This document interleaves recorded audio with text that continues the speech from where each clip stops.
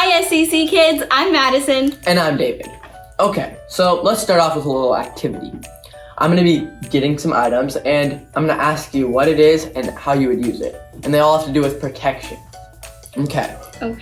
So this first one, what is this and how would you use it? That's a helmet and I would put it on my head to protect me in case I fell off my bike.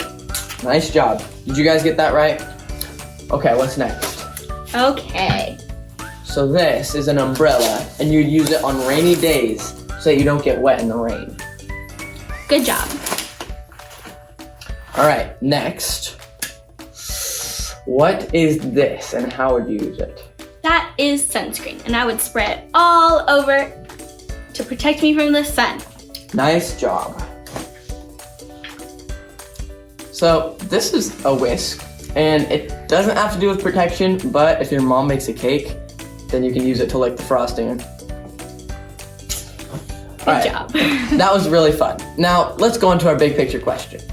Okay, our big picture question is, who is in control of everything? We are going to have Cole, Blair, and Troy answer the question. God is in control of everything, in heaven and on earth. That was a great answer, you guys. God is in control of everything on heaven and on earth. That means that even if we face challenging or difficult situations, we can trust that God will work through them to glorify Himself and bless us. That's so true, Madison. Nothing catches God off guard, and all of His plans will succeed. Now let's jump into our Bible story.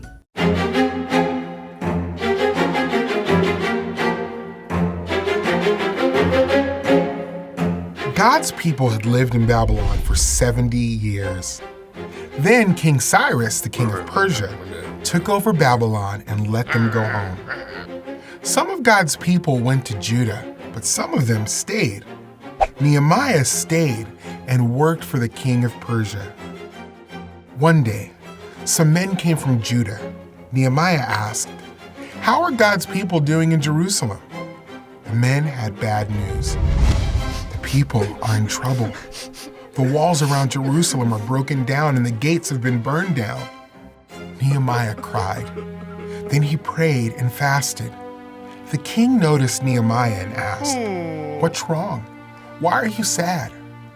Nehemiah was afraid. No one was supposed to be sad around the king. Nehemiah said, "The city where my ancestors are from is in ruins, and the gates of the city have been burned down." The king sent Nehemiah to Jerusalem. Nehemiah inspected the walls and led the people to start rebuilding the walls and gates. The workers put in doors, bolts, and bars. They cut stones and lifted them into place on the wall, and they filled in gaps and holes. All around the city, people worked side by side. Soon, the wall was half as tall as it had once been. Not everyone was happy that Jerusalem's walls were being rebuilt. Some men who lived nearby were angry. God's people kept working on the walls, but their enemies made a plan to attack them and stop their work. God's people prayed and chose men to guard the walls all day and all night. But the people were discouraged. "Our enemies are everywhere," they said. Nehemiah reminded the people that God was with them. "Don't be afraid. God is great and powerful," Nehemiah said. "Be ready.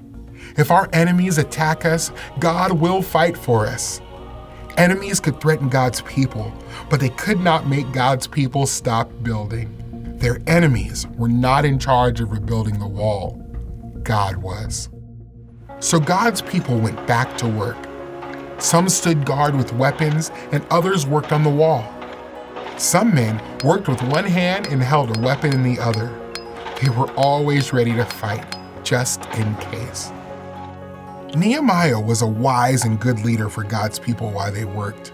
In just 52 days, the wall was complete.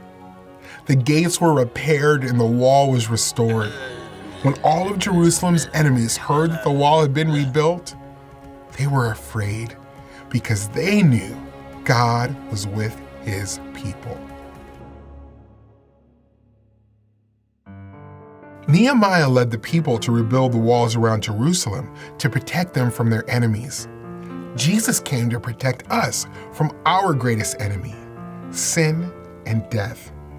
He died on the cross and rose from the dead to rescue everyone who trusts in him. Wow. Nehemiah, he dealt with some pretty intimidating enemies, but he didn't give up. He encouraged the people of Jerusalem to rebuild the walls to protect them from their enemies. Jesus came to protect us from our greatest enemy, sin and death. That's a great point, David. Let's do an activity. We're going to build a wall out of cups. We're going to take 60 seconds. Ready? Oh yeah. Go.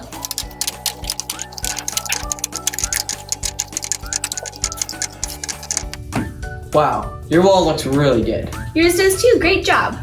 Thanks. Now, I have a special question for you guys to go ask your family at home. The question is, why do you think it's significant that the Jews were working together?